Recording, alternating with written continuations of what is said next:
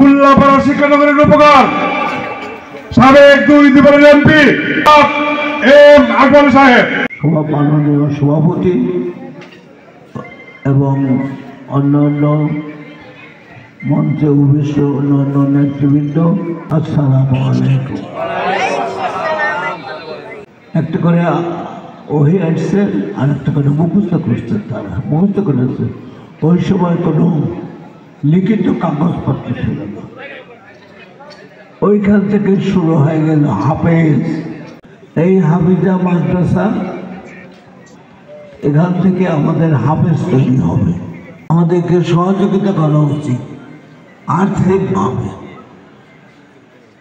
যাতে করে এই মাদ্রাসাটা উন্নতি লাভ করতে পারে এবং আমাদের ছেলেমেয়েকে, অত্র অঞ্চলের ছেলেমেয়েকে হাফেজ করে। আমি আন্তরিকভাবে ধন্যবাদ জানাই যে ইসলামিক শিক্ষার এত বড় একটা প্রতিষ্ঠান তারা পরিচালনা করছে। ইনশাল্লাহ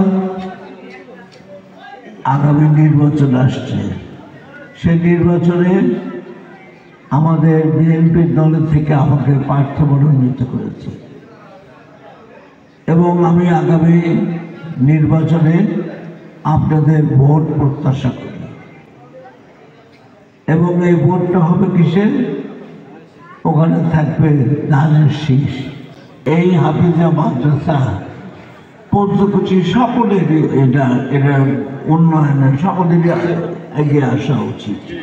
এখানকার যারা মাদ্রাসা পরিচালনা করেন তাদের কাছে একটা অনুরোধ রেখে যাব।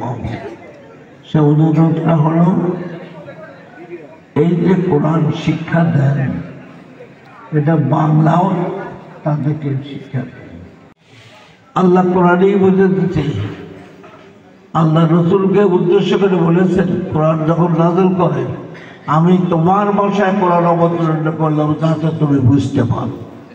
৬,০০০ ভাষায় আমাদের কোরআন অনুবাদ হয়েছে। পৃথিবীর ৬,০০০ লোক, আমার ৬,০০০ ভাষাভাষী, তারা এই কোরআন পড়লে তারা বুঝতে পারে। এখন সুতরাং আপনারা প্রতিনিয়ত বাংলা কোরআন, অনুবাদিত কোরআন কেনেন, পড়েন, জানেন এবং আল্লাহ নির্দেশ মোতাবেক সৎ জীবন যাপন করেন।